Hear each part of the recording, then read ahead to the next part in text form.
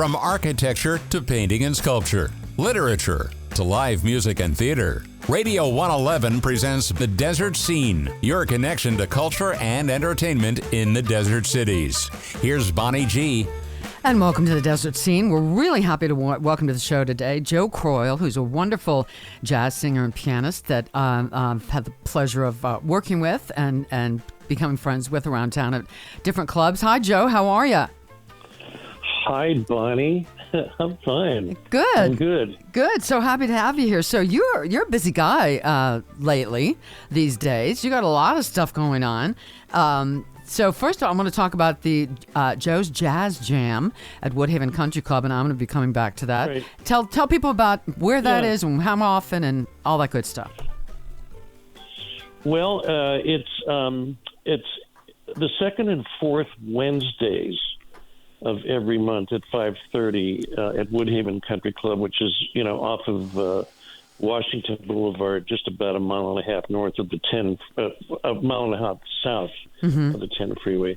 And I have Doug McDonald and Larry Holloway and myself, and it's just we have people that come up and sing. We have guest musicians that sit in, and we did that all during the summer of this last year. It was great. Yeah. And it was really very successul, and so they're still continuing it, not as frequently, but we did our first night like a week ago, and it turned out to be pretty nice, Excellent. So yeah.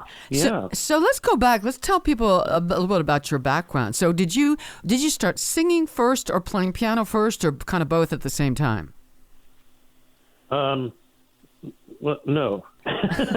Actually, it's been my lifetime of music. I basically played piano when I was a kid, and then I auditioned for a group called the Young Americans a while back, and I was accepted into that group. They interviewed like 3,500 people during the summer of '67. I'm dating myself. But out of 3,500 kids, they picked me to be in this group. And then I started playing piano after that happened. I was touring with them for about 2.5 years, and then I just started playing piano and practicing and singing and working different little private parties and things like that. And that's how I got started with it. Now, I just continued with it. Are you self-taught on the piano, or did you study for quite a while? I had some lessons. I studied with a jazz pianist, basically. His name was Jim Margiro, and Jim really helped me a lot. He taught me voicings on the piano as opposed to doing scales and things like that. Yeah. And so I just practiced all of those and got quite proficient at it, and incorporated it into my little shows and things like that I did. Where are you from originally? I'm from Pittsburgh, Pennsylvania, which I'm in a little town called Glenshaw, outside of Pittsburgh, and I went to Shaler High School. And how did you I'm sorry, go ahead. How did you make your way to California? What was that journey like? Well, I had originally been accepted into the University of Oklahoma, and I was the drum major in my band for 3 years, and they sent me to a drum major college, and I became quite proficient twirling the baton and writing halftime shows. Okay, all right.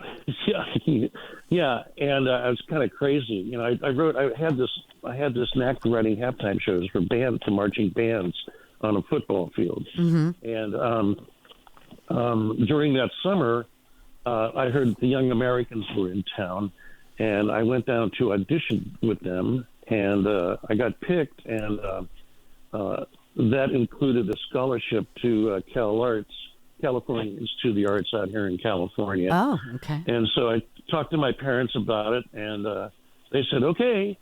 And so that's how I came out to California. And I had a scholarship out here, and I was in the Young Americans at the same time.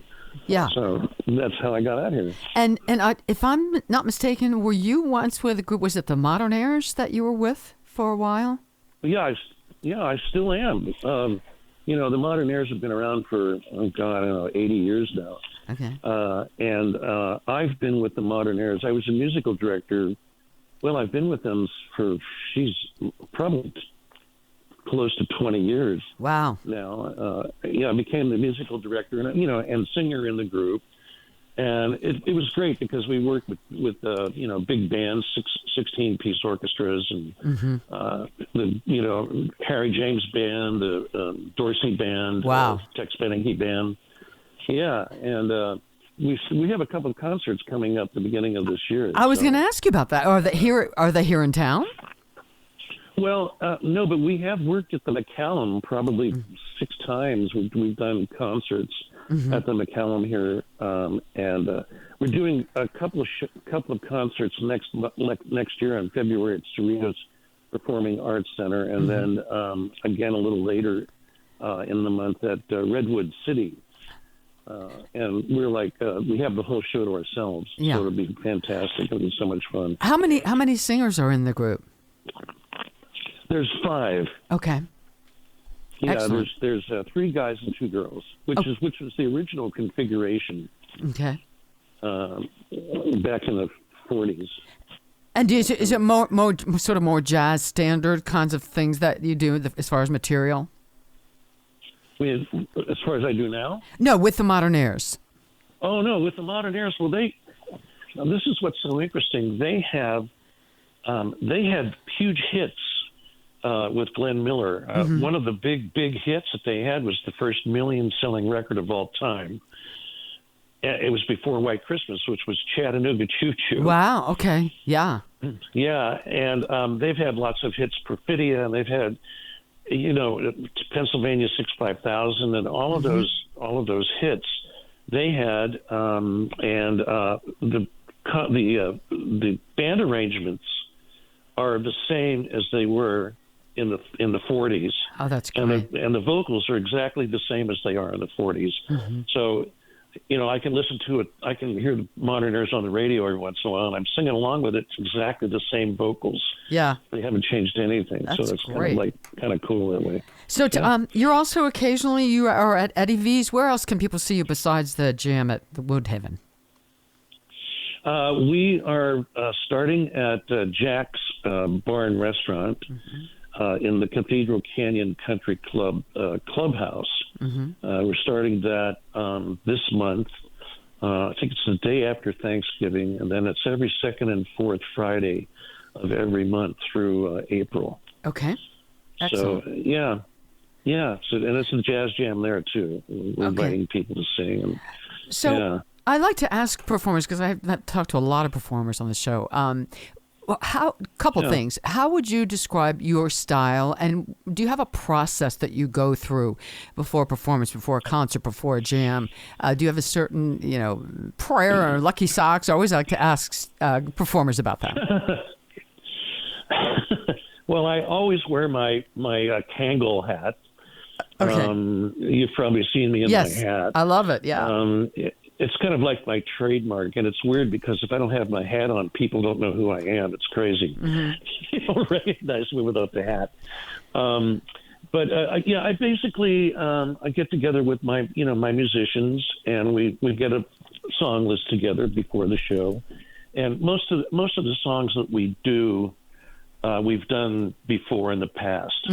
So sometimes it's just like call songs out and just do them. Right.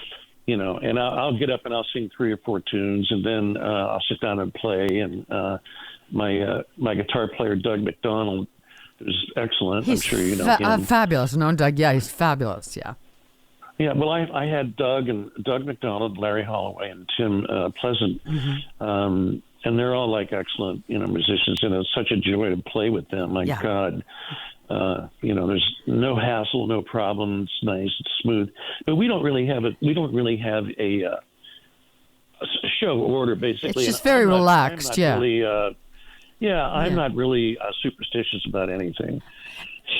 What just get up and sing, you know. What would you say are a couple of let's say your top 2 go-to songs that you really like to do in a situation like that? Oh, well, everybody likes to hear Green Dolphin Street. Mm-hmm. You know, there's a few other pick yourself up. You know, I do some really fast jazz standards. Sorry with the Fringe on Top, mm-hmm. and I do some scatting on that. Yeah. So it's just basically it's a lot of American standards. I'm doing a little bit more rock now, a little bit more pop stuff because people are requesting that more now. So doing some Doobie Brothers and Billy Joel and Elton John, that kind of thing. So are you going to be, so next week, Wednesday is the day before Thanksgiving, are you going to be at Woodhaven that Wednesday? Yes. Okay, perfect. Yes. Well, I may have to come see you. We're going to be at Woodhaven on Wednesday. Eddie V's on Saturday. Mm-hmm.